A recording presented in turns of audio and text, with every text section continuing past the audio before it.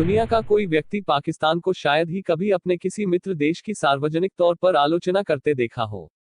लेकिन इसी सप्ताह जब पाकिस्तान के विदेश मंत्री शाह महमूद कुरैशी ने सऊदी अरब को खुलेआम निशाने पर लिया तो हर कोई हैरान रह गया।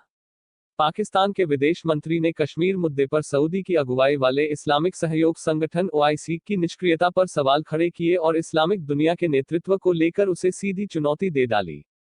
कुरैशी ने अपने इस बयान से पाकिस्तान की विदेश नीति में बड़े बदलाव के संकेत दिए हैं।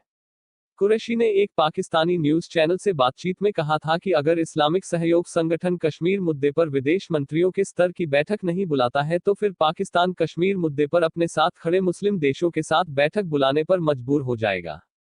कुरैशी ने यह भी कहा कि सऊदी अरब के कहने पर ही पाकिस्तान दिसंबर की कुआलालंपुर समिट में शामिल नहीं हुआ था और अब सऊदी से उम्मीद की जाती है कि वह कश्मीर मुद्दे पर आगे बढ़कर नेतृत्व करे।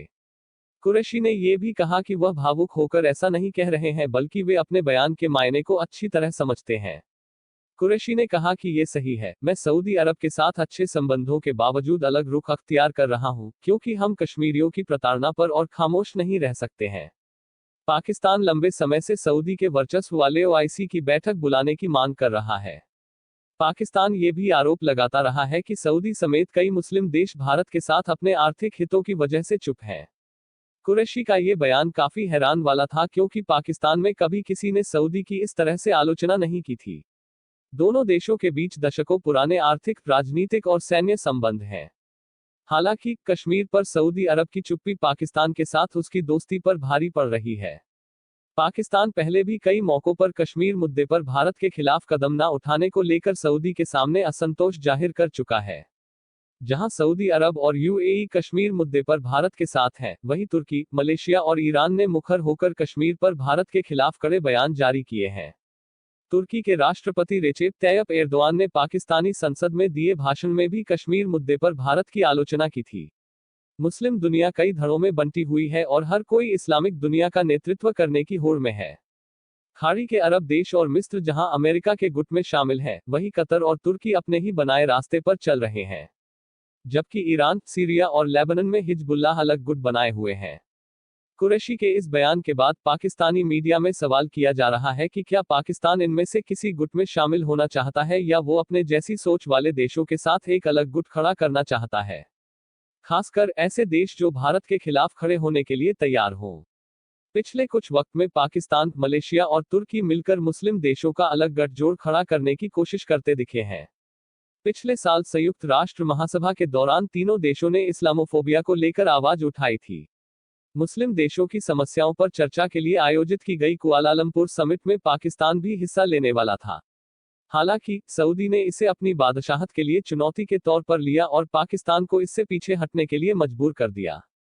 तुर्की ने हाल ही में एक म्यूजियम को मस्जिद में तब्दील कर साफ संदेश दिया कि वह अब यूरोप की तरफ नहीं बल्कि इस्लामवाद की तरफ आगे बढ़ना चाहता है। तुर्की की इस कोशिश में पाकिस्तान उसे भरपूर समर्थन दे रहा है। इसके लिए वो सऊदी से भी बगावत करने के लिए तैयार है, जिसने उसे अरबों डॉलर का कर्ज दे रखा है। पाकिस्तानी मीडिया में छपी कुछ रिपोर्ट्स में कहा जा रहा है कि सऊदी के कर्ज की भरपाई पाकिस्तान चीन से कर सकता है। वैसे भी सऊदी की अर्थव्यवस्था खुद डावाडोल चल रही है। यानी अगर पाकिस्तान सऊदी अरब से दूर जाना चाहता है तो चीन की मदद के बिना ये संभव नहीं होगा। तुर्की और पाकिस्तान के संबंध। ब्रिटिश भारत में 1918 और 1922 के दौरान खिलाफत आंदोलन की शुरुआत के साथ तुर्की और पाकिस्तान के संबंध की नींव रखी गई थी। खिलाफत आंदोलन का मकसद ब्रिटेन को ऑटोमन साम्राज्य को तोड़ने से रोकना और इस्लामिक खलीफा व्यवस्था को बनाए रखना था।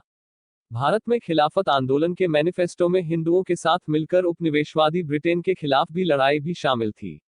बता दें कि ऑटोमन साम्राज्य के बिखरने के बाद ही वर्तमान तुर्की का जन्म हुआ।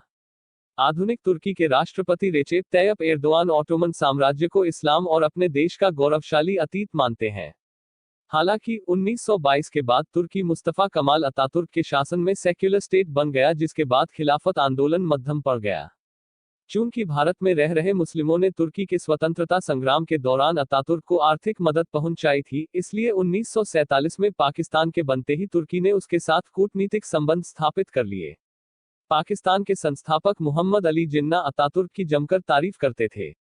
जब परवेज मुशर्रफ 1999 में सत्ता में आए तो वो भी जिन्ना के ही रास्ते पर आगे बढ़ते रहे। तुर्की और पाकिस्तान ने शुरुआत से ही अंतर्राष्ट्रीय स्तर पर एक दूसरे को समर्थन देना जारी रखा। 1974 में पाकिस्तान इकलौता ऐसा देश था जिसने साइप्रस में तुर्की के ऑपरेशन को समर्थन दिया था। 90 के दशक में जब तुर्की पाकिस्तान के रिश्ते नाजुक दौर से गुजर रहे थे, तब भी तुर्की के राष्ट्रपति अहमद सेजेर ने सन 2001 में कश्मीर संघर्ष में पाकिस्तान को अपना समर्थन दिया। तुर्की और पाकिस्तान के बीच मजबूत सैन्य साझेदारी भी रही है। दोनों देश सैन्य राजनीतिक ब्लॉक सेंटो का हिस्सा थे। तुर्की और पाकिस्तान साथ साथ सैन्य अभ्यास भी करते रहे हैं। पिछले 2 सालों में चीन के बाद तुर्की पाकिस्तान का दूसरा सबसे बड़ा हथियार आपूर्तिकर्ता देश बन गया है।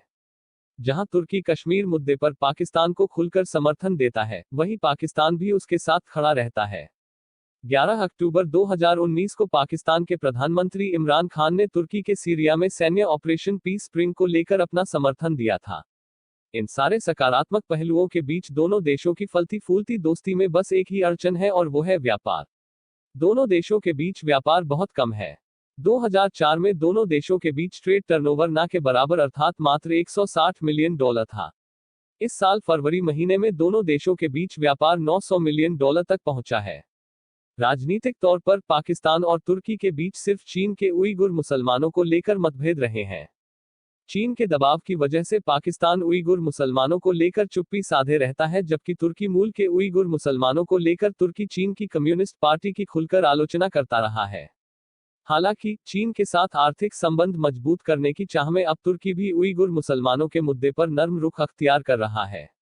एक तरफ जहां तुर्की के अमेरिका और यूरोपीय यूनियन के साथ संबंध खराब हुए हैं, वहीं रूस से उसकी नजदीकी बढ़ी है। कुल मिलाकर ऐसा लग रहा है कि चीन और पाकिस्तान के समर्थन से तुर्की सऊदी से उसकी जगह छीनकर इस्लामिक दुनिया का नेतृत्व करने की भूमिका में आना चाह रहा है।